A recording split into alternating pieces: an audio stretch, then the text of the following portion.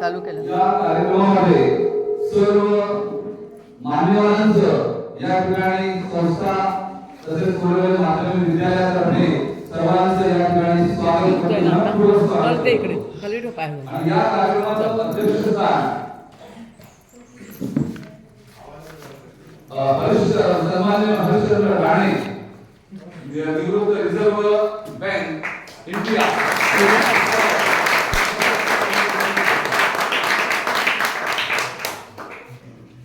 या कार्यक्रमाचे अध्यक्ष सन्माननीय राणे साहेब, त्यानंतर इतर त्यांचे सहकारी, त्यानंतर याच्या प्रमुख व्याख्याता सन्माननीय शोभाताई नाखरे मॅडम, त्यानंतर सन्माननीय मुख्याध्यापक आपल्या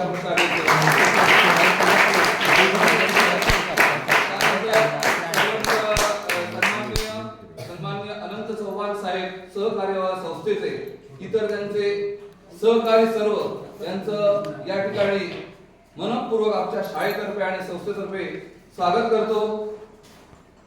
त्यानंतर कोर्ले धालोली माध्यमिक विद्यालय अशा कार्यक्रमांचं नेहमीच आयोजन करत असतं. आपले कैलासवासी सिगो तोरसकर साहेब यांच्या पवित्र स्मृतीस विनम्र अभिवादन करून तसेच सरस्वती मातेला पवित्र अभिवादन करून या ठिकाणी या कार्यक्रमाची सुरुवात करावी दीप प्रज्वलनाने, असं मी मान्यवरांना आणि अध्यक्षांना विनंती करतो की त्यांच्या हस्ते दीप प्रज्वलन करून या कार्यक्रमाचे सरस्वती पूजन करून या कार्यक्रमाचं उद्घाटन करावं. अंधाराकडून प्रकाशाकडे नेणारा जो दीप आहे तो आपण या ठिकाणी प्रज्वलित करत आहोत आणि विद्येची देवता सरस्वती माता या ठिकाणी यांचं वंदन होत आहे. श्री सरस्वती नमः. ओम सर्व मंगल मांगल्ये शिवे सर्वार्थ साधिके शरण्ये त्र्यंबके गौरी नारायणी नमोस्तुते.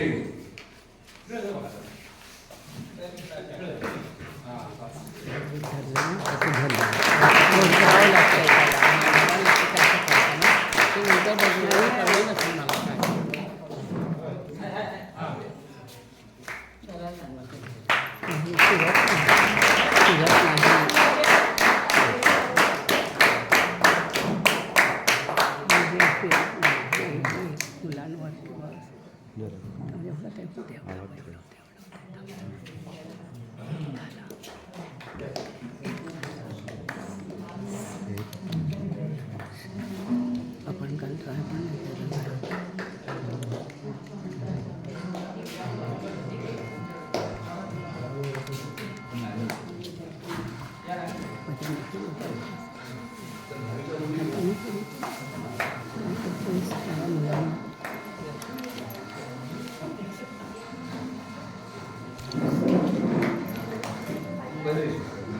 विद्यार्थी प्रकारे सादर करतायत. सर्वांनी शांत चित्ताने त्याचं श्रवण करायचं आहे.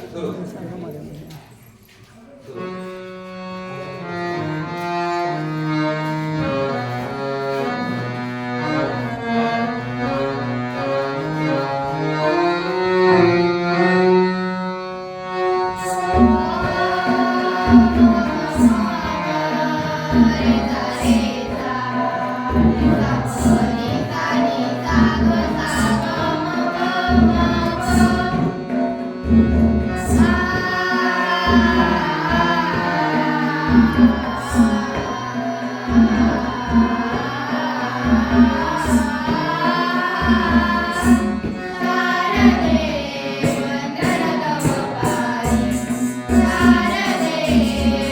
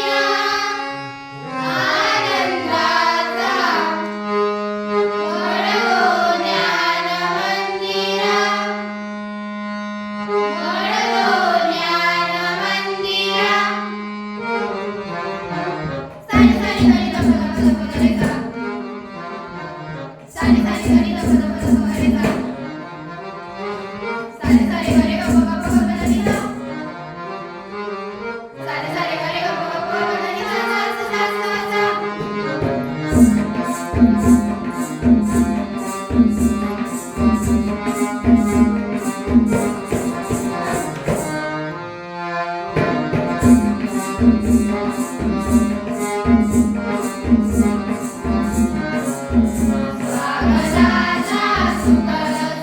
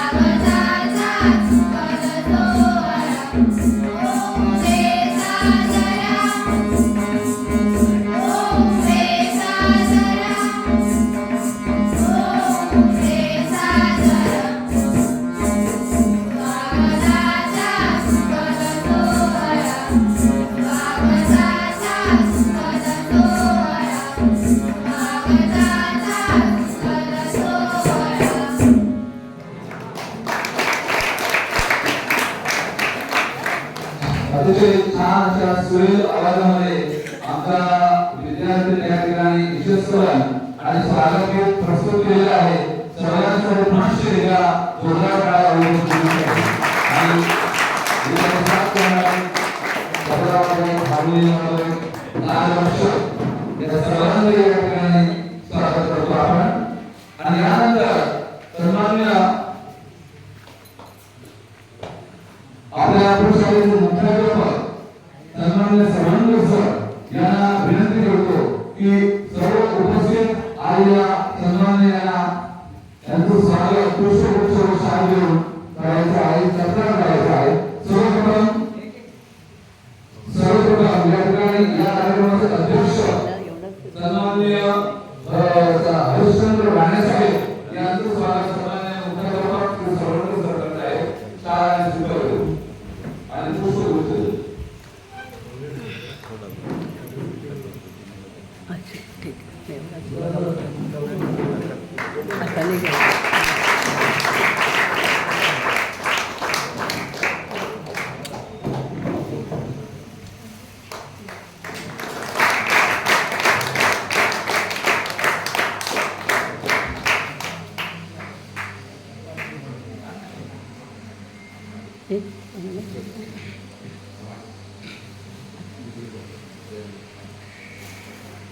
त्यानंतर सन्मान्य व्याख्याता नागरे मॅडम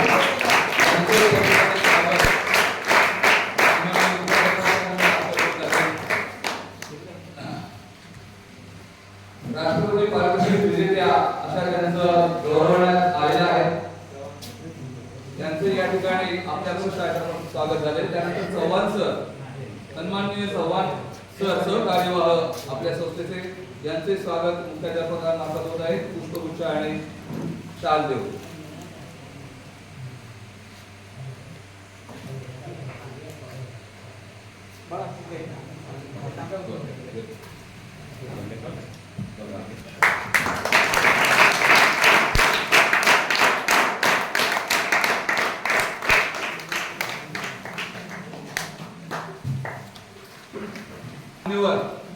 या कार्यक्रमाला उपस्थित राहिले त्यांचं गुलाब पुष्प देऊन या ठिकाणी स्वागत होत आहे.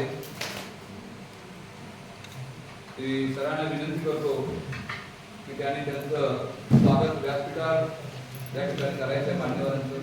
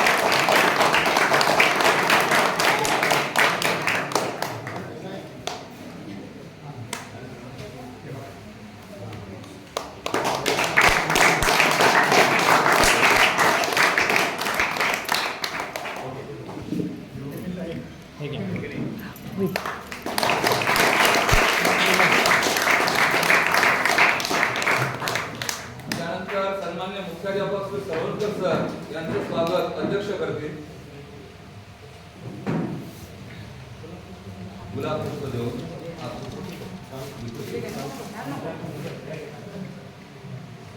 फोटो घ्या. सन्माननीय अध्यक्षांना मी विनंती करतो त्यांचं स्वागत या ठिकाणी करावं.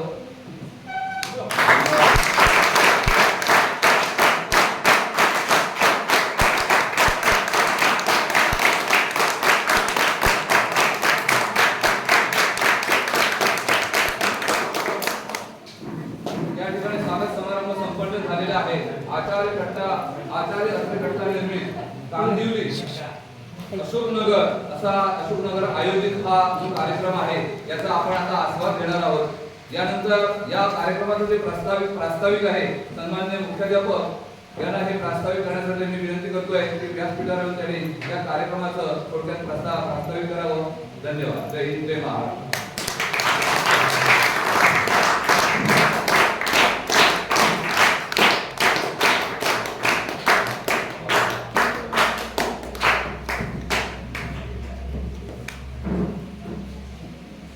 नमस्कार.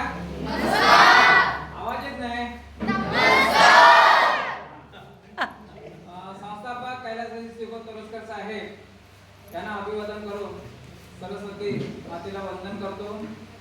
आज आपल्याकडे एक चांगला कार्यक्रम आपल्या कोरडेदारुली शिक्षण संस्थेचे सन्माननीय सहकार्यवाह आनंद चव्हाण साहेब यांनी आयोजित केलेला होता.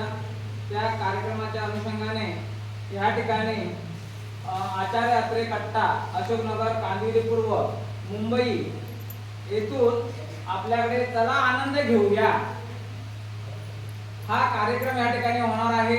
आणि ह्या कार्यक्रमासाठी प्रमुख व्याख्याते म्हणून शोभा नागरे मॅडम या ठिकाणी राष्ट्रपती पारितोषिक आणि त्यांना गौरविलेलं आहे. प्रमुख व्याख्याते आहेत आणि त्यांच्या सोबत आलेली सर्व जी काय मान्यवर मंडळी आहेत त्या सर्वांचं या ठिकाणी पुन्हा एकदा कोरडेदारुली शिक्षण संस्था मुंबई आणि कोरडेदारुली माध्यमिक विद्यालयातर्फे मी मनपूर्वक या ठिकाणी स्वागत करतो. आपला फार वेळ न घेता आपल्याला या कार्यक्रमासाठी वेळ द्यायचा आहे. मॅडमना तुम्हाला जास्तीत जास्त जे काही आनंद द्यायचा आहे त्यासाठी आपण वेळ देणार आहोत. एकंदर थोडक्यात ही शाळा आमचे सहकार्यवाह आहेत ते सुद्धा या शाळेचे माजी विद्यार्थी आहेत. फार अत्यंत खडतर अशा या प्रवासाने आपण पुढे वाटचाल करत आहोत. 1964 साली आपल्या संस्थेची स्थापना झाली. अंदमान निकोबार असा हा काळ होता. कुठल्याही प्रकारच्या सुविधा या ठिकाणी उपलब्ध नव्हत्या. रस्ता नाही, पाऊलवाट नाही. आमच्याकडे त्या ग्रामीण भाषेत बोटलं म्हणतात. बोटलं म्हणजे होडी. त्या होडीने कार्यक्रम करून यावं लागायचं आणि या सगळ्या गोष्टी हे साहित्य सुद्धा त्या होडीतून आणून या इमारती त्यावेळी उभ्या केलेल्या आहेत. अशा या महान संस्थापकांनी त्यावेळी जे रोप लावलं त्या रोपाचं वटवृक्षात रूपांतर होताना आपल्याला सर्वांना आजूबाजूचा परिसर पाहिल्यानंतर हे पाहायला मिळेल.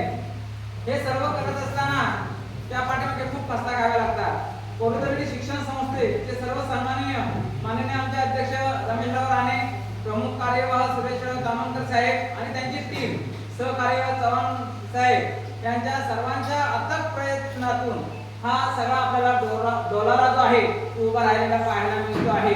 सर्व भौतिक सुविधा ज्या आहेत ह्या प्रशालेला मिळालेल्या ह्या भौतिक सुविधा या सर्व आमच्या संस्था कार्यकारिणीने पदरमोड करून ह्या सगळ्या गोष्टी निर्माण केलेल्या आहेत.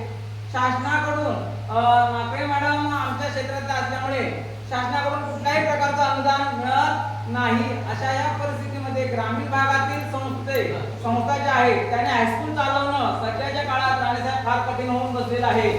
आणि म्हणून त्या सगळ्याचा सांगोपांग विचार केला तर त्यातून आपण या ग्रामीण भागातील विद्यार्थ्यांना जास्तीत जास्त ज्ञानदानाचं कार्य या ठिकाणी कोरडेदारुली माध्यमिक विद्यालय आणि कोरडेदारुली शिक्षण संस्था मुंबई हे आज कित्येक 64 वर्षे जवळजवळ हे ज्ञानदानाचं कार्य करत आहे.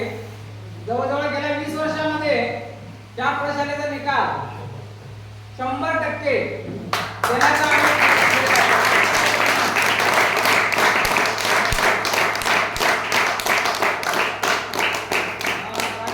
फक्त निकाल देऊन थांबलो नाही तर त्या निकालामध्ये क्वालिटी आणि क्वांटिटी आणि सातत्य ठेवलं 20 वर्षाचं. आज आपल्या सर्व टीमला ही पटसंख्या कमी दिसते पण ज्यावेळी निकालाची आम्ही 100 गाठली त्यावेळी आमच्याकडे 3 डिव्हिजन होत्या. 8वी 9वी 10वी अ ब क असं आणि संख्या जास्त होती. कालांतराने गावात कोण राहत नाही. पलीकडे हायस्कूल झालं. पलीकडचे विद्यार्थी आमच्याकडे होते तेव्हा पटसंख्या हळूहळू कमी होत चाललेली आहे. आणि असा सगळा एकंदर इतिहास पाहता संस्थेच्या सहकार्याने आम्ही राज्यात पहिला प्रयोग केला आहे.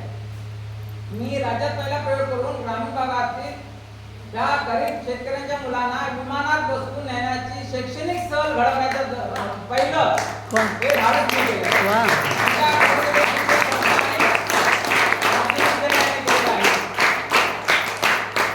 तेवढ्या थांबलं नाही तर चलो दिल्लीचं तख्त पण या मुलांना दाखवलेलं आहे. वा. आणि आपल्याला माहित असावं असे नाविन्यपूर्ण उपक्रम या विद्यालयातून राबवले जातात. विद्यार्थ्यांना जगाची ओळख करून दिली जाते आणि सकाळपासून संध्याकाळपर्यंत जादा तासिका घेऊन मार्गदर्शन करून राणेसाहेब या सगळ्या गोष्टी केल्या जातात. म्हणून हे निकालाचं सातत्य जे कायम टिकवण्याचा जो आपण एक प्रयत्न केला त्या या सर्वांच्या सहकार्याने आणि ह्याचा आपल्या जीवनात आनंद आहे. हा एवढा उहापोह करून मी माझे प्रास्ताविक या ठिकाणी थांबवतो आहे कारण मॅडमला जास्त बोलायचं आहे. पुन्हा एकदा तुमच्या सर्वांचे आभार मानतो या ठिकाणी आणि स्वागत करून आपल्याला माझे दोन शब्द संपवतो. जय हिंद, जय महाराष्ट्र. वेळ न घेता मॅडम आपल्याला ज्या शोभा नागरे मॅडम या ठिकाणी व्याख्यान लाभलेल्या आहे. बघूया आपण सर्वांनी आता चला आनंद घेऊया. संस्थेचे सहकार्यवाह चव्हाण साहेब या ठिकाणी 2 मिनिटं आपण मनोगत व्यक्त करतायत. त्यांना मी विनंती करतो त्याने आपल्या 2 मिनिटं मनोगत व्यक्त करावं.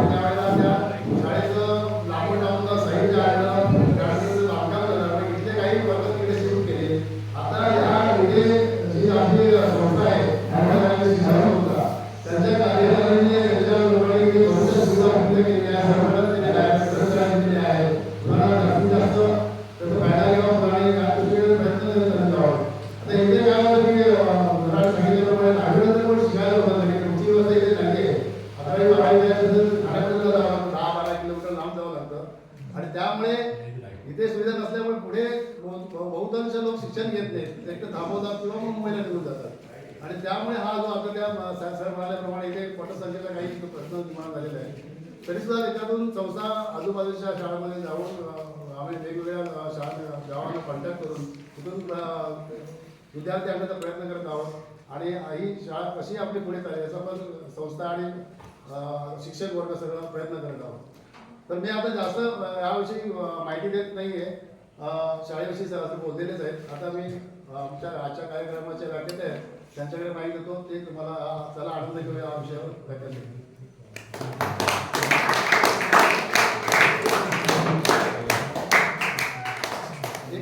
त्यांची थोडक्यात मी ओळख करून देतो. त्यांना विविध क्षेत्रामध्ये एक ना दोन पुढं असे अनेक, मी आता वेळ करत नाही, भरपूर त्यांना हे मिळालेले आहेत, पुरस्कार मिळाले आहेत. त्यापैकी महापौरांचा एक पुरस्कार आणि अगदी मोठा म्हणजे जो आपण राष्ट्रपती पुरस्काराला हे केलेला गौरवले झालेला आहे.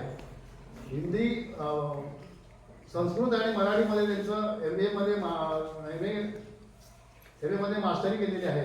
अशा ह्या व्याख्यात्या ज्या आहेत आपल्याला आज लाभल्या, त्या आम्ही त्याचं आपल्याकडे नेहमी हे घेत असतो, जे वारंवार येत असतात त्यांचे व्याख्यान होतात, तिथे विविध विषयावर त्या बोलतात. त्या आम्हाला ते आम्ही त्यांना अनुभव दिला आहे, तुम्ही ते अनुभवावं या दृष्टीने आम्ही ते घेऊन आलेलं आहे. तर त्याचा तुम्ही चला आनंद घ्या, या विषयामार्फत तुम्ही त्याचा आनंद घ्या आणि हा कार्यक्रम चालू होईल.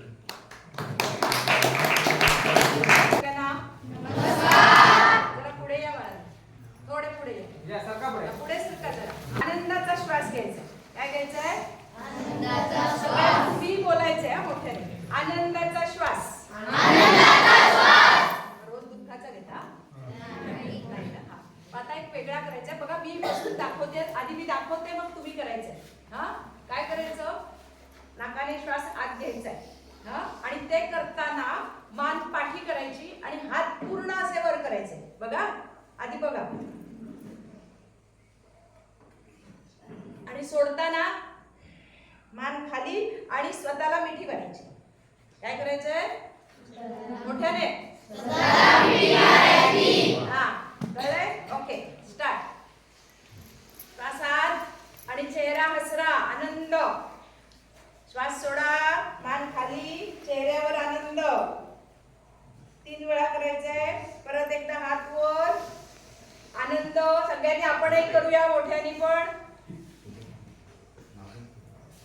मान खाली, श्वास सोडा, आनंद चेहऱ्यावर, हसू. मान खाली म्हणजे इथे लावायचे फक्त, हलवटला. हा, अशी. चला पुढे, तिसऱ्यांदा. खाली, श्वास सोडा, चेहऱ्यावर आनंद. मान अशी नाही खाली करायचे. दादा, अशी नाही करायचे, फक्त हलवटी लावायचे इथे. आणि स्वतःला मिठी मारायची अशी अशी हाताच्या वर. बघा म्हणायचं कसं आहे बघ. हा, व्हेरी गुड. ठीक आहे. काय केलं आपण? काय केलं असं करून? इंग्लिशमध्ये ब्रेथ ऑफ जॉय असं म्हणतात. काय म्हणतात? Breath of joy. कशासाठी केलं? कशासाठी केलं? स्वतःवर प्रेम करायचं. आनंद घेण्यासाठी आधी स्वतःवर प्रेम करायला पाहिजे. मी स्वतःला आवडला पाहिजे. नाही तर आरशात बघितल्यानंतर काय देवाने त्याला छान दिलं, त्याला छान दिलं, मला कसं दिलं असं वाटतं की नाही? सगळ्यांना वाटतं की नाही? वाटतं. नाही वाटतं तरी वाटतं. रंग, उंची, हा, ठीक आहे. पण आहे त्यात आपल्याला काय पाहिजे? आनंद पाहिजे.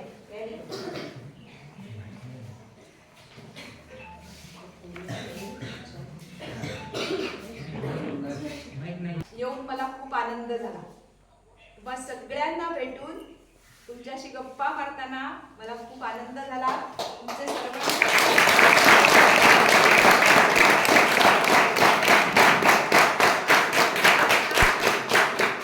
सरांनी सांगितलं शाळेचा निकाल 100% लागतो.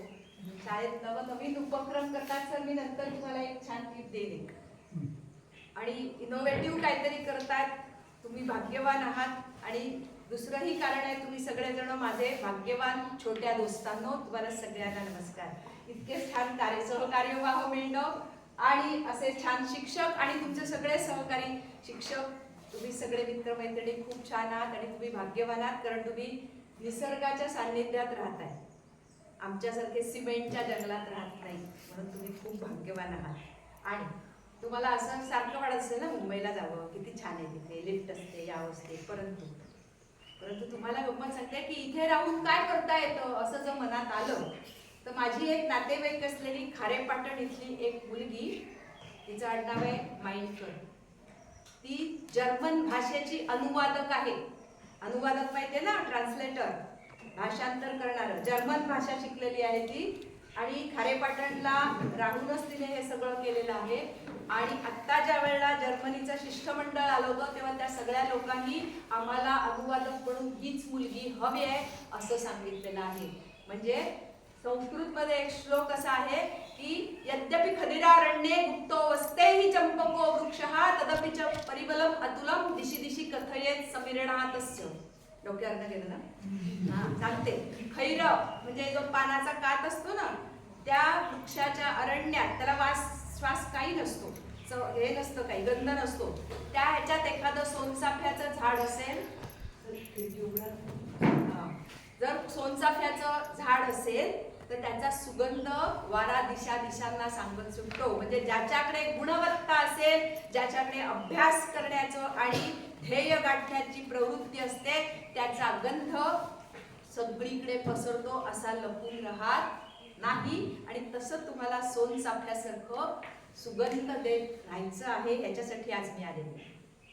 तुमच्या सगळ्यांचं स्वागत. आपण एक छान पहिल्यांदा, आणि असं लांब चेहरा करून मी काही मोठं तत्वज्ञान सांगणार नाही, तुमच्याशी गप्पा मारायला मी आलेली आहे.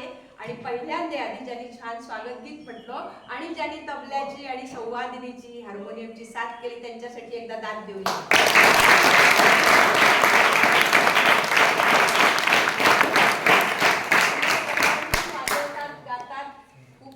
मला खूप आनंद झाला.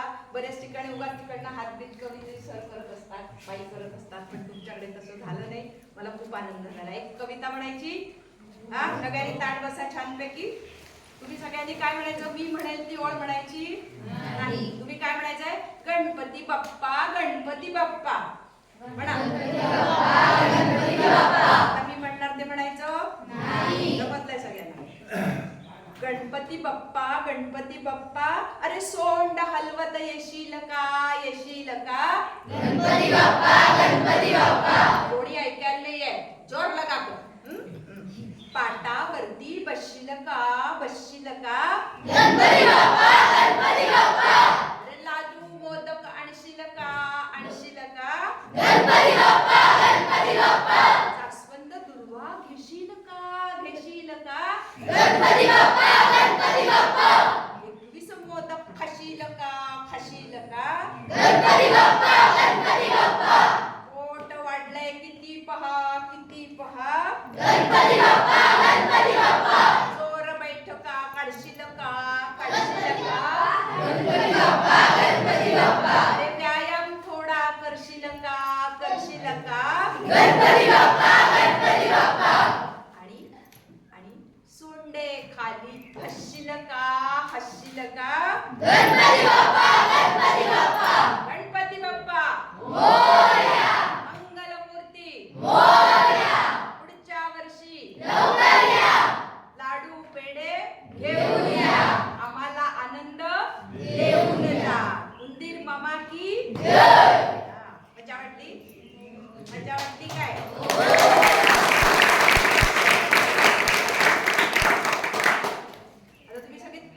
थोडी मोठी मुलं आहेत म्हणून तुम्हाला एक छान कविता सांगते. तुम्हाला एक उत्तर देणार ना? दुसरे ज्ञानपीठ पुरस्कार तिसरे विजेते कवी कोण माहितीये? तिसरे ज्ञानपीठ, मोठ्या कोणीही सांगायचं नाही. तिसरे ज्ञानपीठ पुरस्कार विजेते मराठीचे कवी, मराठीतले कवी जे आमच्या मुंबईचे आहेत. कोणाला नाव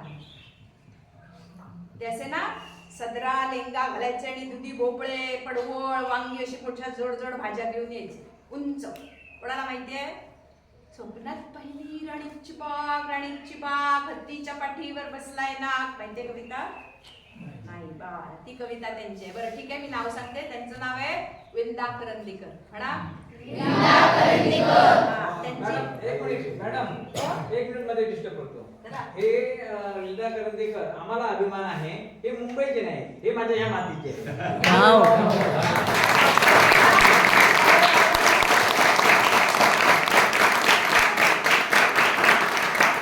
मला माहिती पाहिजे की नाही? पाहिजे की नाही? हा बरोबर ना? मी मुंबईचे अशासाठी म्हटलं कारण त्याचा उत्तर नंतर पुढे बराचसा मुंबई. काळ होय. मुंबईत गेला. आमच्या बांद्र्याला साहित्य होय, होय. संस्थेमध्ये राहायचं. हा ठीक आहे. मी एक आणखी त्यांची एक कविता म्हणणार आहे. कोल्होबाने काढली सर्कस नवी. तुम्ही म्हणायचंय की नाही? लोक ऐकणार? कोल्होबाने काढली सर्कस नवी, सर्कस नवी. अहो सगळेच म्हणतात बघायला हवी, बघायला हवी. माणसांची नक्कल करतात खेचरे, बोलतात एक आणि करतात दुसरे. सशाच्या पाठीवर चढतो हत्ती. बघा काय लिहिलंय. सशाच्या पाठीवर चढतो हत्ती आणि मालवतो चंद्राची बत्ती. सिंह करतो सगळ्यांवर कडी, मुंगीच्या डोक्यावर मारतो उडी. काय वाटलं? माकड करताय विदूषक मस्ती, आपल्या शेपटीशी करताय कुस्ती. बघायला हवी, बघायला हवी, सर्कस नवी, सर्कस नवी. आवडली?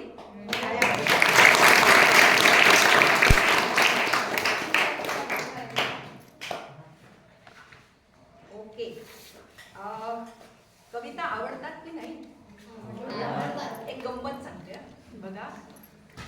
आणि जर आवडलं तर हसायचं, टाळ्या वाजवायच्या, पण उगाच वाजवत राहायचं नाही, थोडूशा, कारण आपल्याला ऐकायचं. एक होतं कासव. एक होतं कासव, ते चिमणीला म्हणालं मला चड्डी नेसव.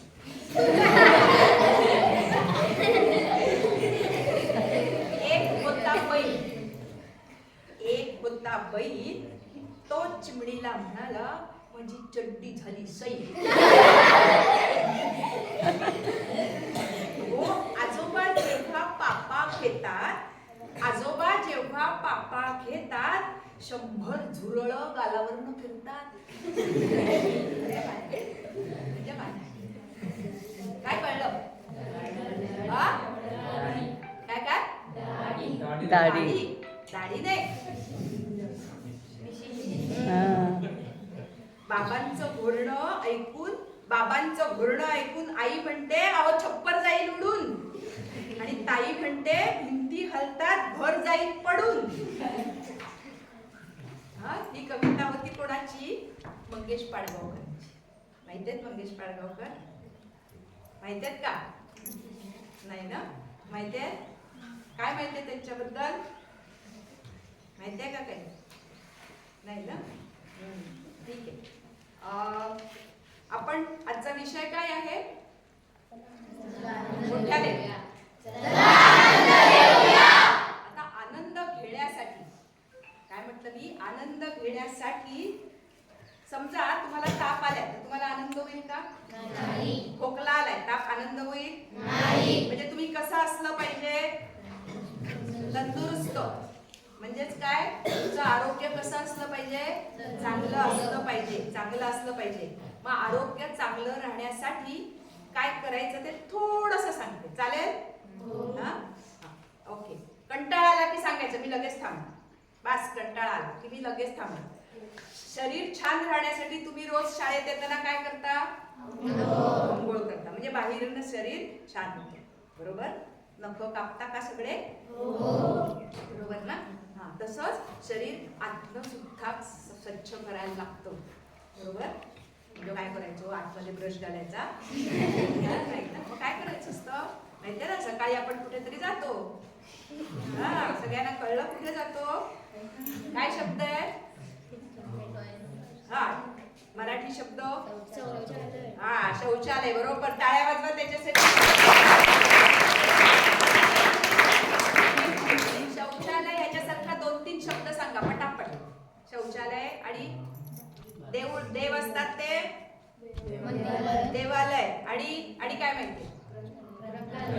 ग्रंथालय. Very good. आणि वाचनालय आणि भोजनालय. Very good. येत आहे. असं शोधत राहायचं सारखं सारखं म्हणजे एक वेगळा आनंद मिळतो. ओके. मग मग शरीर आतनं स्वच्छ राहण्यासाठी काय करायचं? रोज सकाळी शौचालयाचं दर्शन घ्यायचं नाही, नुसतं आत जाऊन यायचं, कार्यभाग उरकून यायचा, पोट स्वच्छ करायचं. आता कशासाठी?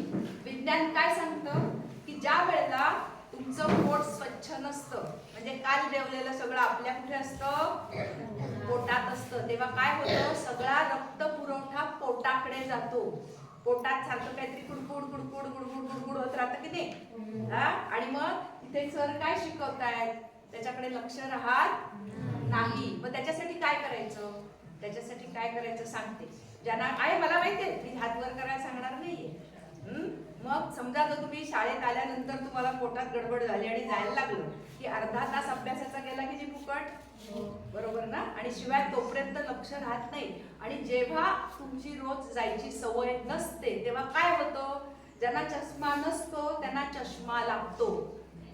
आणि आता तुम्ही मोठे होणार आहात, सगळे मोठे होणार ना, मग तेव्हा इथे इथे काय येतात? पिंपल्स येतात. माहितीये, आपल्या मराठीत आपण पिंपल्स म्हणतो, पण इंग्लिश मध्ये त्याला तारुण्य पिटिका म्हणतात. पण त्या येतात. मग ते येण्याचं महत्वाचं कारण म्हणजे तुमचं पोट स्वच्छ नाही. म्हणून पोट स्वच्छ राहण्यासाठी काय करायचं सांगू? सोपे उपाय. आणि जेव्हा तुमच्याकडे कोणीतरी वक्ता येतो तेव्हा तुमच्याकडे कागद पेन्सिल पाहिजे लिहायला, नाही तर इकडनं गेलं आणि इकडनं गेलं. आता तुमच्या लक्षात कसं राहणार? मी काय सांगितलं? विंदा करंदीकर लक्षात राहील? सर विचारणार आहे. तुमच्याकडे कागद पेन्सिल पाहिजे. आता राहू देत, पण जेव्हा तुमच्याकडे कोणीतरी बोलायला येतं तेव्हा तुमच्याकडे टिप्पण काढण्यासाठी वही पाहिजे. कळलं का? लक्षात राहील? कारण जेव्हा कोणीतरी बोलायला येतो तेव्हा त्याची अनेक वर्षाची तपश्चर्या असते, वाचन केलेलं असतं, ते तेवढ्या 1 तासामध्ये बोलत असतो. तर त्याच्यासाठी काय करायचं असतं? बघा, रात्री झोपताना छोटस थोडस अर्धा पाव कप दूध किंवा गरम पाणी घ्यायचं आणि त्याच्यात 1 चमचा तूप घालायचं आणि ते रोज प्यायचं रात्री. ज्यांचं पोट सकाळी साफ होत नाही त्यांनी, आणि बाकीच्यांनी केलं तरी सुद्धा चालेल. आणि पोळी किंवा भाकरीचं पीठ भिजवताना त्याच्यामध्ये 1 चमचा 2 चमचे तुमचं पीठ किती असेल त्याप्रमाणे त्यात कॅस्टर ऑइल म्हणजेच काय? कोणाला माहिती शब्द? मोठ्याने सांगायचं नाही. एरंडेल तेल. घड्याळ येतात दुधावर घातलं की. तर ते एरंडेल पिठात घालायचं आणि मग पाणी घालून भिजवायचं. ते घालायचं. जर 2-4 महिने हे ओळीने रोज केलं की आपोआप तुमची पोटाची तक्रार नक्की दूर होईल. शिवाय अंघोळ करताना अंघोळीच्या आधी आपलं नाक, आपले डोळे स्वच्छ करायचे, म्हणजे दिवसभर नाकात बोटं घालावी लागत नाही. या वाईट सवयी आहेत, लक्षात ठेवा. आपल्याला कोणी हे शिकवत नाही म्हणून सांगितलं. दुसरी गोष्ट आहे, तुम्ही सगळे सकाळी ब्रश करता? कशाने करता? ब्रशने करता. कधीतरी हे आपला इथे भाग असतो त्याला आत काय म्हणतात? त्याला हिरड्या. कधीतरी हिरड्याला हात फिरवता का? हिरड्या स्वच्छ करता का? नाही ना? नाही करत. नाही ना? नाही म्हणा ना, हरकत काय आहे त्या. म्हणून आजपासून आज घरी गेल्यानंतर हिरड्या स्वच्छ करायच्या. पण त्या म्हणत असतील दात तेवढे स्वच्छ करतात ब्रशने, मला हातही लावत नाही, मी सगळं मदत करतो, म्हणजे माझ्यामध्येच सगळे दात बसवलेले आहेत, बरोबर ना? आणि अजिबात कोणी मला हातही लावत नाही, विचारतही नाही. वाईट वाटत असेल की नाही त्यांना? तेव्हा आजपासून सगळ्यांनी करणार. नाक डोळे स्वच्छ करणार.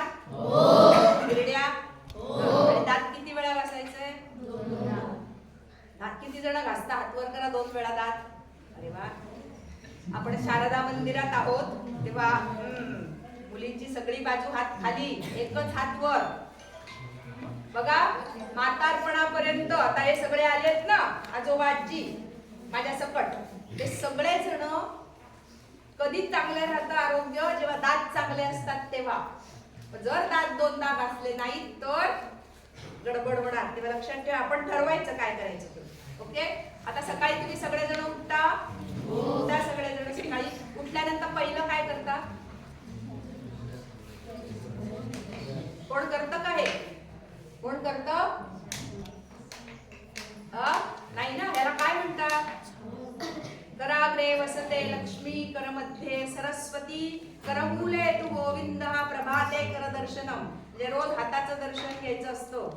किती जण करता सांगा बघू? एकही हात वर नाही. ठीक आहे, लक्षात ठेवूया. आता बघा, हे तुमचा श्लोक गेला डोक्यावर, बरोबर की नाही?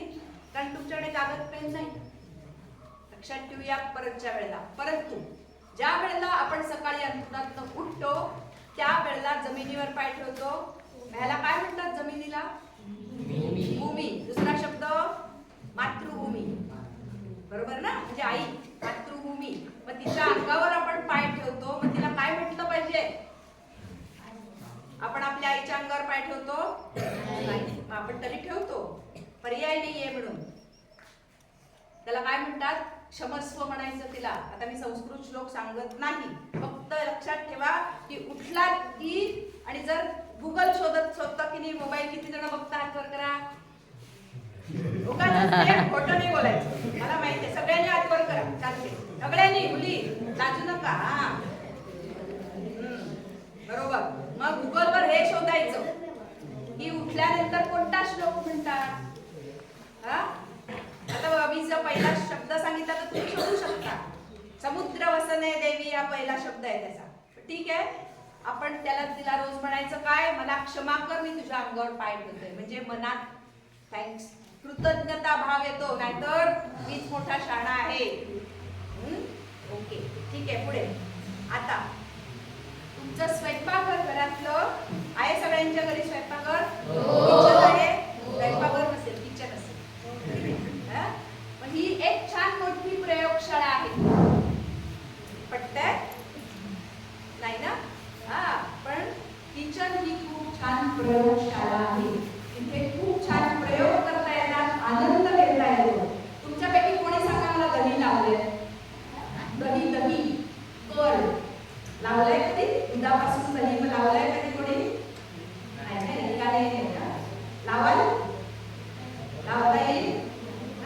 समजा तुमच्या तिकडे डेअरी असेल तर थोडंसं दही टाकायचं आणि ते कोमट, आता उन्हाळा आहे त्यामुळे अगदी lukewarm, थोडंसं गरम दुधामध्ये एवढंसं दही घेऊन काय करायचं? चमच्याने फिरवायचं आणि सकाळी बघायचं काय झालेलं असतं. कसले बॅक्टेरिया याला म्हणतात? चांगले बॅक्टेरिया, ज्याच्यापासून दुधापासून दही करणारे असतात. करता येईल? आईला, आजीला, जो कोणी स्वयंपाकघरात तुमच्यासाठी बनवतो जेवण, त्याला मदत करायची. करणार का सगळे? मला माझ्याकडे कोणाला बोललं फक्त. आता काय करायचं ते मी सांगतेय, नुसतं हो नाही. पहिलं गोष्ट म्हणजे तुमच्या सगळ्यांच्याकडे उसळ असते. उसळ असते का? कडधान्याची उसळ. तिला मोड आणतात. कोणी कधी भिजवले मोड आणायला? भिजवलेस तू? तू पाण्याला होते तो. हा, भिजवलंय कधी तुम्ही? भिजवले? Very good. टाळ्या वाजवा त्या ताईने भिजवले.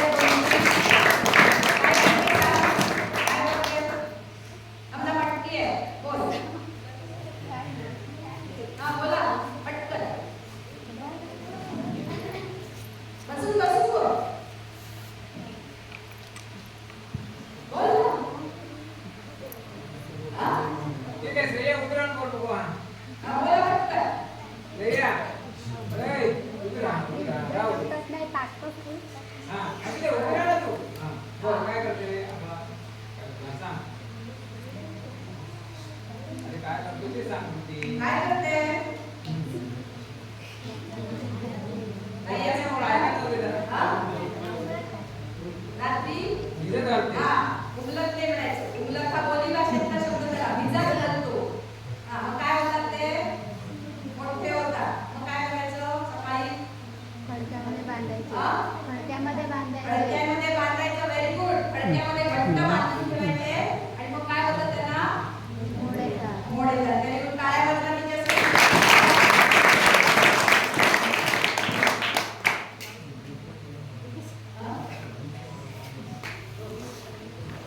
माईक नको घेऊ? ठीक आहे, ठीक आहे. सगळ्यांना मोड काढायला येतील? स्वतः करायचंय. भिजत आधी धुवायचं कडधान्य, सगळं पाडून टाकायचं नाही. नाही तर सगळं पाडून टाकायचं आणि मग भिजत घालायचं, बांधून ठेवायचं. भिजत घातले काल असं मी म्हणते, पण आपण पुढे जाऊया. त्यानंतर तुमच्या सगळ्यांच्या घरी इडली, डोसा, ढोकळा करतात? नाही करत? आता तुम्ही आईला शिकवायचं. तुम्ही आईला शिकवायचं. गुगलवर शोधता येईल. इडलीचं पीठ कसं करायचं? काय घालतात माहितीये इडलीसाठी?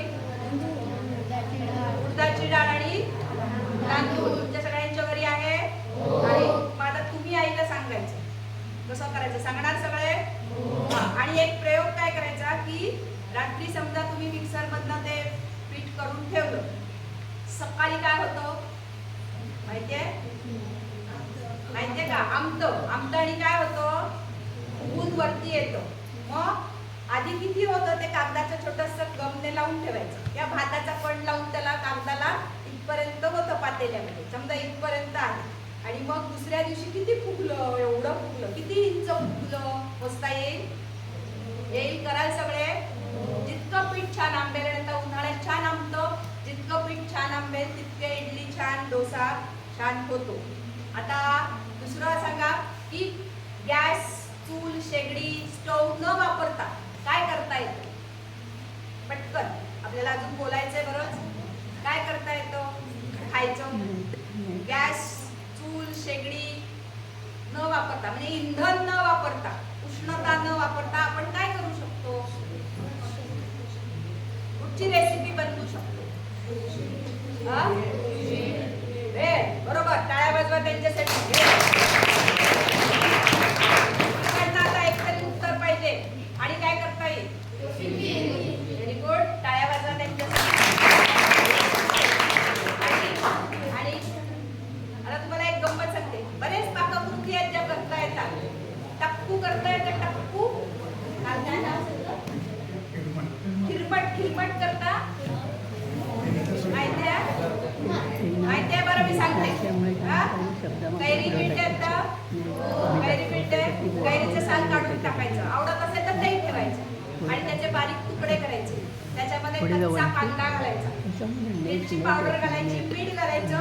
आणि घरात आपण स्वयंपाकाला तेल वापरतो ना, ते तेल असं होतं गरम बिरम करायचं. गॅस शिवाय त्यामुळे तेल घालायचं आणि ते कालवून पाणी सुटलं की नाही आम्ही म्हणतो टप्पू. म्हणा बघू टप्पू. कराल सगळे? आता तरी हो म्हणाली. आता तुम्हाला एक गंमत सांगते की तुमच्या इथल्या कोकणातली एक मुलगी करोनामध्ये एक अशी स्पर्धा होती की गॅस शिवाय म्हणजे इंधनाशिवाय रेसिपी बनवायची. तर त्या मुलीला संपूर्ण महाराष्ट्रात पहिलं बक्षीस मिळालं. त्या मुलीला ऐकायला येत नाही. त्या मुलीला पहिलं बक्षीस मिळालं. तिने काय बनवलं सांगू? You can't imagine. Krackjack biscuit माहिती सगळ्यांना? क्रॅकजॅक बिस्किटाची ट्रेन बनवली. काय बनवलं? क्रॅकजॅक बिस्किटाची त्याला गाजराची चाकं लावली आणि त्याच्यात मालगाडी बनवली म्हणजे ट्रेन म्हणजे. आणि त्याच्यामध्ये 4 बिस्किट बनवून असा डब्बा झाला ना तयार मालगाडीचा. त्यामध्ये मोड आलेली कडधान्य घातली, एकामध्ये उकडलेला मका घातला, एकामध्ये काय असेल घातलं? काय असेल पौष्टिक? काय असतं? गाजराचा किस, कांद्याचे तुकडे, सॅलड करतो ना ते सॅलड घातलं आणि अशी ट्रेन बनवली तिच्या रेसिपीला. आणि व्हिज्युअल व्हिडिओ त्याला पहिलं बक्षीस मिळालं. टाळ्या वाजवा त्या मुलीसाठी. रुची होतात. कदाचित तुमची कोणाची नातेवाईके असू शकते. तिच्या याला पहिलं बक्षीस मिळालं. कडधान्याची ट्रेन करता येतं आपल्याला. आता सर म्हणाले आमच्या शाळेत सगळी मुलं इनोव्हेटिव्ह करतात काहीतरी. म्हणजे सर करतात तर तुम्हाला यायला पाहिजे की नाही? हो की नाही? मोठा आवाज. आता ओके. तुम्ही सगळे बाजारात जाता? काय कुठे जाता? कोणाकडे जाता? दुकानात जाता. आणि समजा तुमची छत्री नाही, चप्पल तुटली तर कुठे जाता? चांभाराकडे जाता ना. लगेच नवीन घेतो नाही, दुरुस्त करून घेतो ना.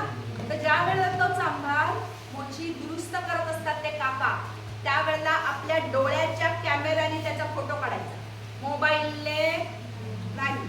आपल्या डोळ्याच्या कॅमेऱ्याने त्याचा फोटो काढायचा, त्याचं घरी येऊन चित्र काढायचं आणि त्याने काय काय केलं, कसं कसं केलं, त्याच्याकडे काय काय हत्यारं होती, त्याचं 5-10 वाक्यामध्ये वर्णन करायचं. निदान आठवड्यातनं एकदा तरी असं कुठच्याही गोष्टीचं वर्णन करा, लिहून काढा, तरच पुढे कदाचित इथे विंदा करंदीकर एखादे विस खांडेकर होतील.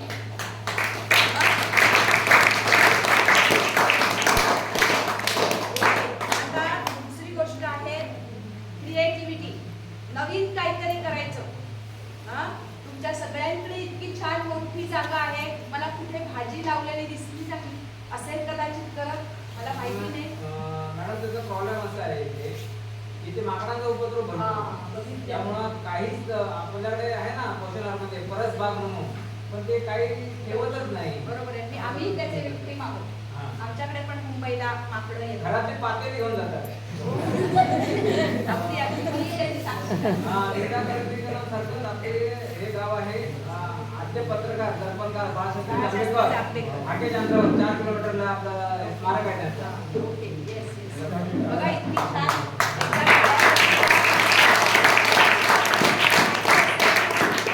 पत्रकार दिनाला दरवर्षी बाळशास्त्री जांभेकरांच्या नावाने एका पत्रकाराला पुरस्कार दिला जातो.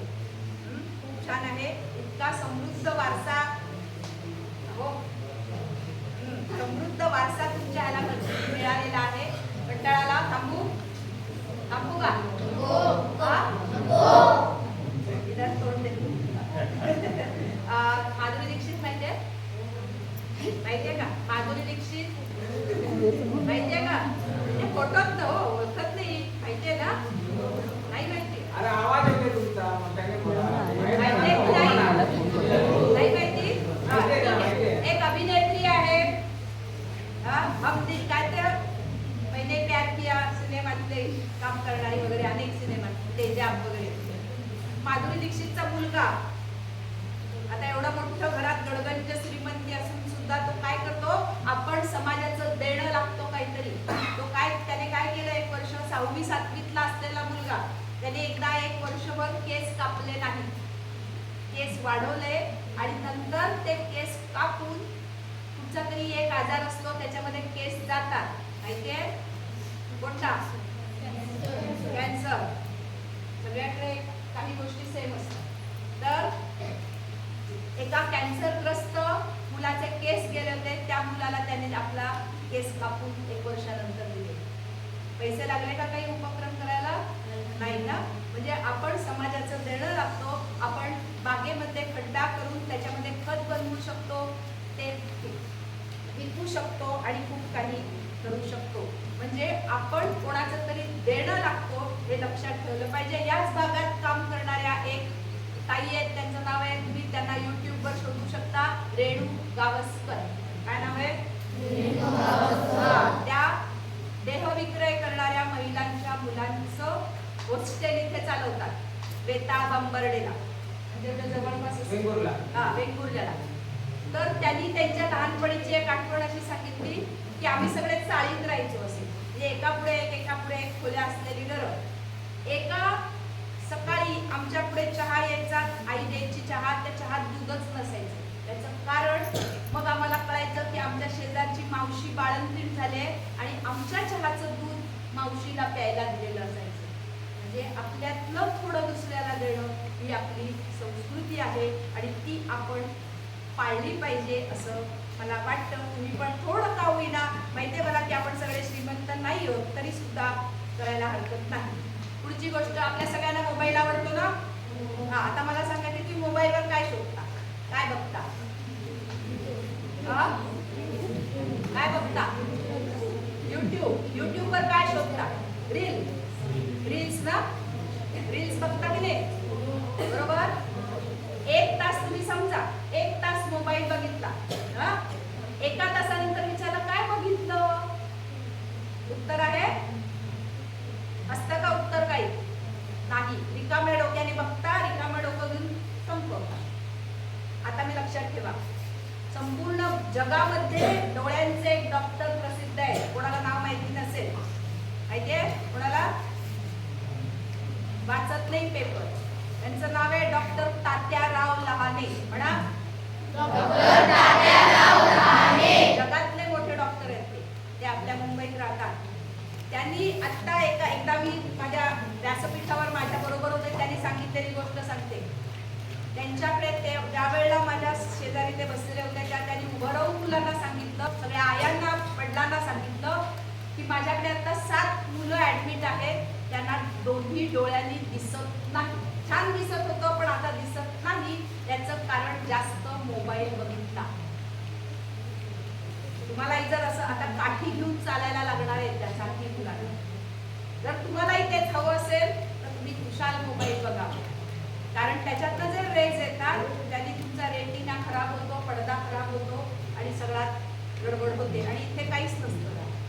दुसरी गोष्ट, माझ्या बरोबर काम करणाऱ्या एक बाई आहेत, त्या एका शाळेच्या डायरेक्टर आहेत. त्यांनी आता सांगितलेली अनुभवलेली म्हणजे मुलाची सांगितलं, तो मुलगा ऍडमिट आहे आता, त्याला सतत फिट्स येतात, मी उभाच्या उभा आडवा खाली पडतो. याचं कारण मोबाईल. अशी कितीतरी उदाहरणं आहेत. माझ्या शेजारी 2 वर्षाची मुलं आहेत, त्यांना 12 नंबरचा चष्मा आहे. किती नंबर? 12. म्हणजे सोडा वॉटरची बाटली असते ना तेवढा जाड. कारण त्यांना सातत्याने मोबाईल दाखवला जातो. जेवताना पण हातात मोबाईल नसेल तर आ करत नाही. तुम्ही ठरवा, इकडे 0 होतं डोक्यात, काहीही उपयोग होत नाही. जर तुम्हाला मोबाईल बघायचा असेल तर बघायचा, पण त्याचा उपयोग नवीन काहीतरी करायला. तुम्हाला आता सगळ्यांना माहिती आहे आता कसली टंचाई आहे असं म्हटलं जातं सारखं. कसली? बरोबर, मोठ्याने गॅसची. तुम्हाला माहितीये का की एका मुलाने गॅस कसा बनवलाय वाचलं युट्यूबवर? हे शोधा ना.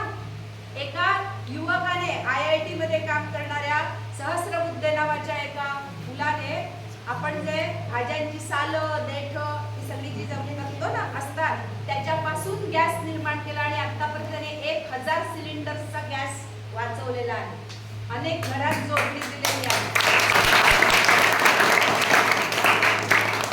आपण असं काही करू शकतो, पण हे वापरायला लागतो. त्याच्यासाठी नुसतं मोबाईल बघून काही बघा, मोबाईल थोडा वेळ बघा, पण त्याच्यातनं त्याचा उपयोग काहीतरी झाला पाहिजे. रील बघून काही उपयोग होतो असं वाटतं?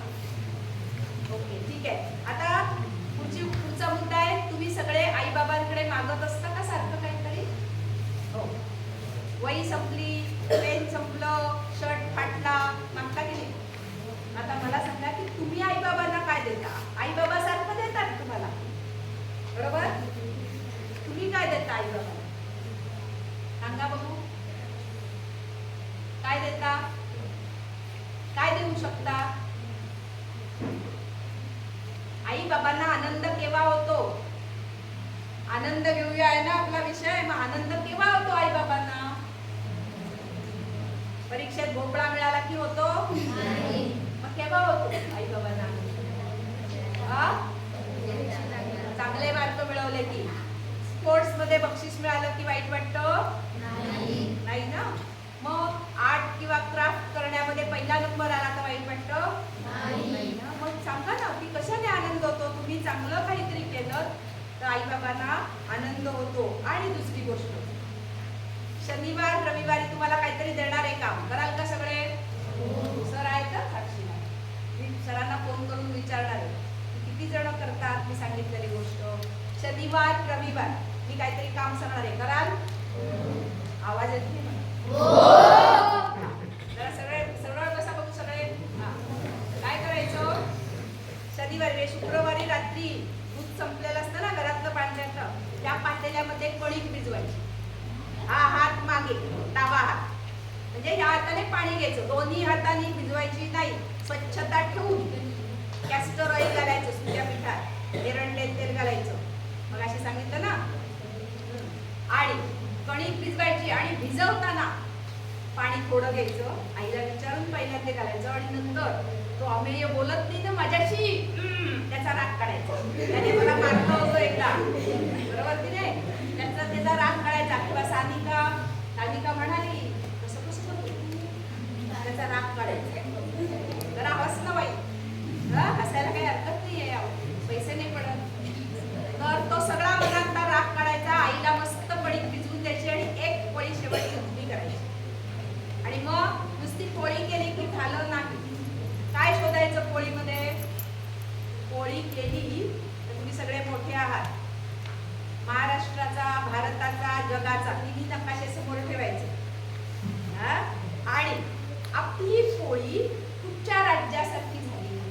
देशासारखी झाली.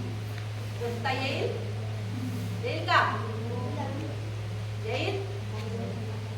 कोणाचा आवाज येत नाही? बर, आईला म्हणता की नाही सगळे, "ए आई, तुला लॅपटॉप मधलं, मोबाईल मधलं काही कळत नाही." हो की नाही? किती जण म्हणता हात वर करा? सगळे सगळे सगळ्यांनी हात वर करा. म्हणता की नाही? हा? पण लक्षात ठेवा, आई कधीतरी तुम्हाला विचारते का, हो मी छान भाकऱ्या बनवते, तुला येतात का करता? मी चांगलं ते काय काळ्या वाटाण्याचं सांबार बनवते, तुला येतं का करता? विचारते आई कधी? नाही ना. मग आई आपली गरीब असते स्वभावाने, म्हणून उत्तर देते. म्हणून एक लक्षात ठेवायचं, आई काय म्हणते माहितीये का नेहमी तुम्हाला? लक्षात ठेवा, बाळा आभाळाहून उंच होशील, पर्वताहून ताट, भल्या भल्यांचे मुजरे घे, चालत असशील वाट, कुणी पूजा देखील करतील, मानून तुला देव, पण आई तुझ्यापेक्षा मोठी, हे मात्र नेहमी ध्यानात ठेव.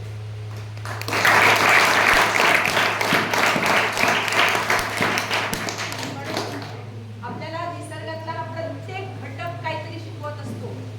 स्वतः उन्हात राहतात तुम्ही झाडं, छाया मन्यस्य कुर्वन्ति, आपल्याला सावली देतात झाडं. किती छान शिकवतात झाडं. प्रत्येक झुणक्या किती छान शिकवतात. सरळ रांगेत चला, वेडेवाकडे धावू नका. सगळे प्रत्येक घटक आपल्याला काही ना काहीतरी शिकवत असतो, पण आपण फक्त बघायला पाहिजे. तर तुम्हाला एका चित्रकाराची गोष्ट सांगते. त्या चित्रकाराला विचारलं की काय रे, तुला लहानपणी किती छान कागद, एवढं एवढं श्रीमंत असशील ना तू, म्हणून तू आज एवढा मोठा चित्रकार झालास. तेव्हा त्याने सांगितलं, माझी आई, माझं घर मातीचं होतं, मला वडील नव्हते. आई रोज काम करायची, धुणी भांडी. आई रोज मातीची भिंत सारवून जायची. मी काठीने त्याच्यावर चित्र काढायचो. आई आली की म्हणायची, बाळा किती छान काढणार चित्र, आणि मग मी झोपून जायचो. सकाळी परत आई मातीने सारवून जायची. एवढंच दिलं. आणि म्हणून आणखीन एका चित्रकाराला विचारलं एकदा. तो चित्रकार खूप मोठा होता. त्याला विचारलं, त्याला मुलाखत होती त्याची. कुठे? तुरुंगामध्ये. तुरुंगात बोलवलं होतं. तुरुंगात कोण असतं? कैदी असतात, चुका केलेले, गुन्हे केलेले लोक असतात. तिथे बोलवलं होतं. आणि गंमत अशी की तो चित्रकार, आणि त्याचं नेहमी एक चित्र असं प्रसिद्ध होतं. म्हणजे विराट कोहली म्हटलं की काय तुम्हाला आठवतं? पुस्तक आठवतं? नाही. मग काय आठवतं? क्रिकेट आठवतं. तसं तो चित्रकार म्हटला की एक छान बाळ असं असायचं त्याच्यासोबत, त्याने काढलेलं चित्र. तर त्या तिथे गेल्यानंतर त्याची मुलाखत झाली, आणि मग एक कैदी म्हणाला, मला बोलायचंय तुमच्याशी. तो म्हणाले, बोला. नाही, तुला एकट्याशी बोलायचंय. तर तो म्हणाला की तुमच्या फोटो सोबत जे बाळ असतं ना, तो बाळ मी आहे. म्हणाला, मग अरे मग तू इथे कसा, तुरुंगात कसा? तो म्हणाला, मी 3 खून केले. किती? 3 खून केले. का बरं? त्याचं कारण म्हणजे वाईट संगत. वाईट संगत. जर लहान वयात वाईट संगत लागली की मोठेपणी असे हातून गुन्हे होतात. म्हणून नेहमी मैत्री करायची. कोणाशी? हुशार, शहाण्या, आदर्श आणि कष्ट करणाऱ्या मित्राशी आणि मैत्रिणीशी मैत्री करायची. किंवा कोणाशी करायची ते जरा वेळाने सांगते. आणि दुसरी गोष्ट म्हणजे मैत्री कराल, परंतु आपलं ध्येय पक्क पाहिजे. मला कोण व्हायचंय? विराट कोहली व्हायचंय ना, हरकत नाही. भीमसेन जोशी म्हणजे गायक, त्यांची गोष्ट सांगते. लहान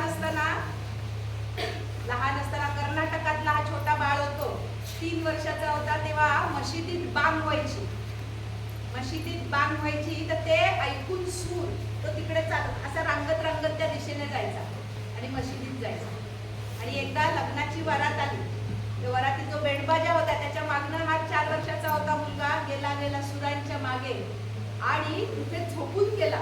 आणि मग त्याला पोलीस स्टेशनात नेलं वगैरे. आणि नंतर कर्नाटकातला हा मुलगा उत्तर प्रदेशात गेला, आणि सुरांच्या धासापायी त्याने जो भात खाणारा होता, तिथे कधीच भात मिळाला नाही, काहीच मिळालं नाही. सकाळी पहाटे 4 वाजता थंड पाण्याने थंडीत आंघोळ करायची. आणि एवढं करून त्यांनी कष्ट करून भारतरत्न पदवी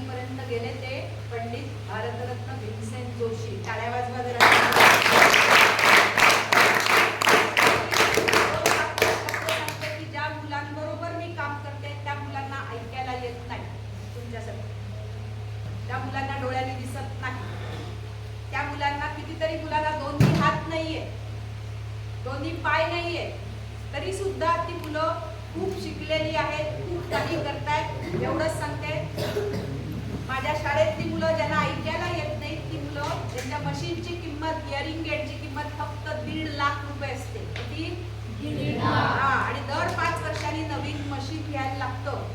आणि एवढं करून रोज 4-5 तासाचा एका वाटेचा प्रवास करत लोकल मुंबईच्या गर्दीत प्रवास करून मुलं येतात. आणि माझे विद्यार्थी MBA, MCA, BE असे हायली क्वालिफाईड आहेत. माझा एक सहकारी सागर पाटील त्याचं नाव, तो मुलगा इलेक्ट्रिकच्या सगळ्या वस्तू आणि आपल्यासारख्या तुमच्यासारख्या मुलांना शॉक न लागता काम कसं करायचं विजेचं ते शिकवतो. दोन्ही पाय नसलेला मुलगा, त्याने परदेशात जाऊन गोळा फेक, थाली फेक केले. ऍक्सिडेंट मध्ये त्याचे दोन्ही पाय गेलेले आहेत. आणि ज्या वेळेला त्याला सगळे म्हणायचे हा मेला तर बरं होईल, कारण अर्धा झुडलेला होता एवढा, तर त्या वेळेला तिथे गेलेला असताना भारताच्या नावाने जेव्हा तिरंगा वर केला तेव्हा त्याने सगळ्या डोळ्यांना उत्तर दिलं की जे म्हणत होते हा मेला तर बरं होईल, त्यांना सगळ्यांना उत्तर दिलं. आणि आज त्याच्याकडे 3 राष्ट्रपती पुरस्कार आहेत.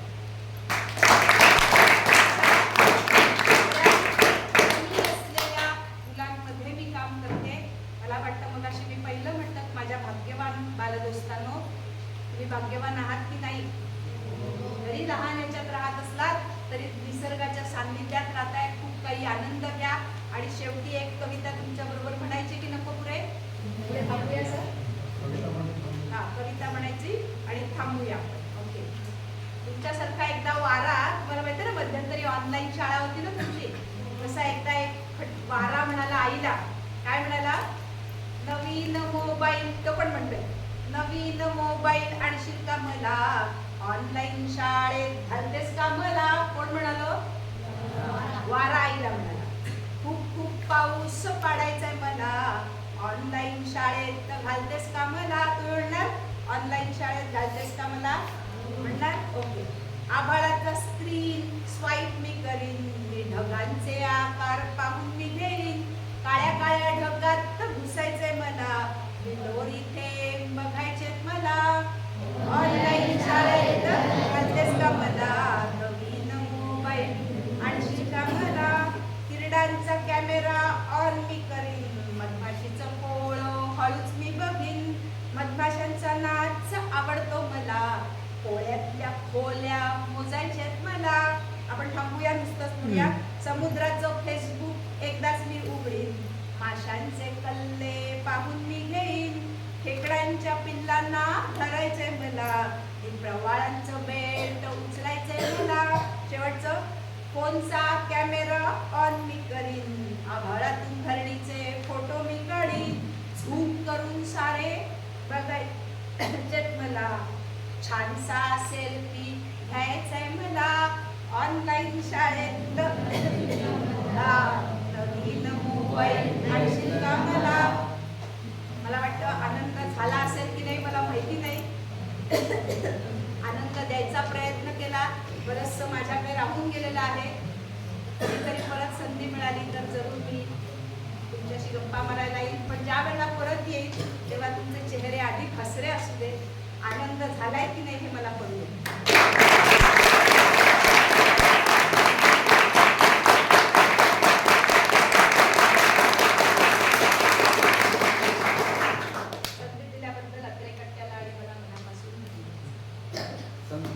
धन्यवाद. सन्माननीय नापरे मॅडम यांनी या ठिकाणी आपल्याला अतिशय जिद्दीचं आपलं वक्तृत्व, त्यातून जिद्द कशी निर्माण करायची आणि जिद्दीने आपलं जीवन सफल कसं करायचं याचं एक मूर्तिमंत उदाहरण त्यांच्या समोर ठेवलेलं आहे. त्यांनी त्यांचे बरेच विद्यार्थ्यांचे या ठिकाणी त्यांनी उल्लेख केलेला आहे. हसत खेळत कविता आणि गोष्टी यांच्या अशा स्वरूपामध्ये आणि प्रश्न उत्तराच्या अशा स्वरूपामध्ये अतिशय व्याख्यान म्हणजे एक प्रकारचं वेगळं सुद्धा दाखवता तुमच्यामध्ये सामील होऊन त्यांच्यातली ऊर्जा त्याने या ठिकाणी बाहेर काढण्याचा प्रयत्न केलेला आहे. याबद्दल त्यांचे शाळेतर्फे आणि संस्थेतर्फे या ठिकाणी अभिनंदन करतो. आणि सर्वांनी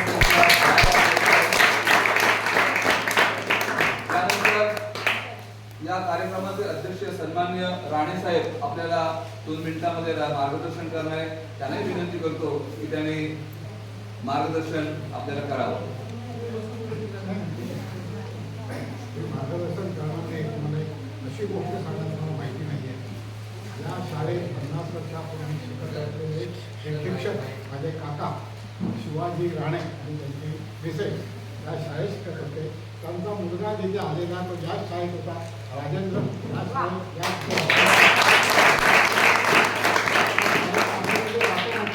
मी तुमच्याकडे येत्या मला त्या शाळेला गावाला भेट द्यायचं भाग्य याच्यामुळे मिळालं. तेव्हा आणखी हॅलो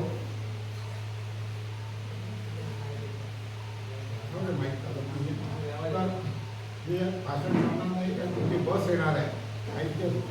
त्यामुळे भाषण न करता तुम्ही सगळ्यांनी आम्ही ह्यांना काय ते आणलं. आमच्या आचार्याच्या पुष्कळ व्याख्यानं झाली, मुंबईत झालेली टीका 40-50 भाषणांच्या ऐकल्यानंतर मला वाटलं आपण प्रयत्नात त्यांना घेऊन जायला पाहिजे. हे मी सांगितल्यानंतर आमचे चव्हाण म्हणाले की माझ्याही गावी त्यांना अशा मी 5 गावात त्यांना घेऊन जातो आहे. हा आमचा दुसरा गाव आहे, तुझ्या माझ्या स्वतःच्या गावात आहे. तुमच्या मुले म्हणून एक आहे, तुमच्या मिळवावला त्यांना जाणार आहे. ते तुमच्याशी मुलांशी बोलावं, कसं बोलावं, काय बोलावं आणि किती बोलावं ते कलेपर्यंत बोलावं. एकदा कळलं की बोलू नये म्हणून त्या थांबल्या. कळलं का? तर तुमचे सगळ्यांचे आभार. फार बरं वाटलं तुम्हाला सगळ्या मुलांना बघून. आणि सर्वात एक गोष्टीचं एक पहिलं वाटलं की जेव्हा तुम्ही शारदेचं वंदन केलं तेव्हा त्याला पेटी वाजवून तबला वाजवली तुमच्यापैकीच मुलं आहे हे बघून फार बरं वाटतं. दुसरं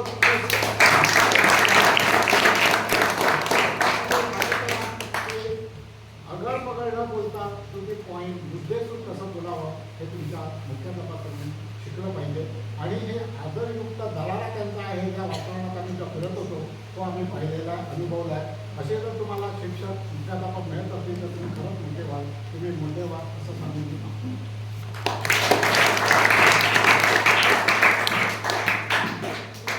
झाले. शिवाजी महाराजांच्या किल्ल्याला जिथे जे जातात तिथे ते गेले आणि त्याने काही पुस्तकं लिहिले अशी 10-12 पुस्तकं की तुम्ही मुलांनी वाचावी असं आमच्या आचार्याचे कट्ट्याच्या आणि त्यांच्या यांनी तुमच्यासाठी पुस्तकं घेतली आहेत ते त्यांना मी सपोर्ट करत आहे. जरूर वाचा आणि वाचल्यानंतर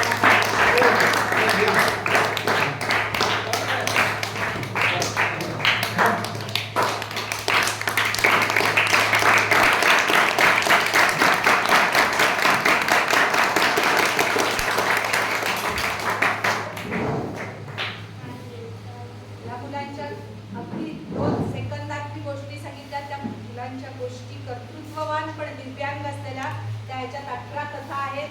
जरूर वाचा. आणि माझा पत्ता आहे, मी वाट बघते तुमच्यापैकी कोण मला पत्र पाठवते. कारण मला माहिती आहे ह्याच्यापैकीच एखादा अमिताभ बच्चन, लता मंगेशकर, विराट कोहली आणि सचिन तेंडुलकर कोणीतरी इथे असणार आहे. तर तुम्हाला सगळ्यांना शुभेच्छा देते. आणि 100 रुपये ठेवायचे का? कोणी वाचलं ते बघायचं.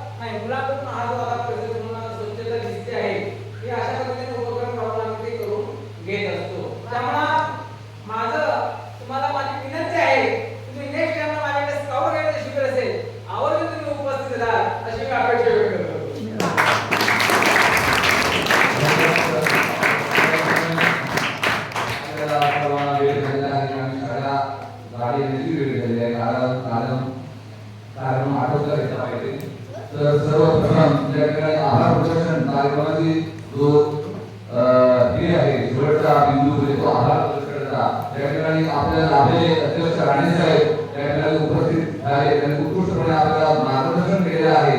त्यानंतर व्याख्याते मॅडम नागरे मॅडम यांनी अतिशय सुंदर माहिती तुम्हाला सांगितले.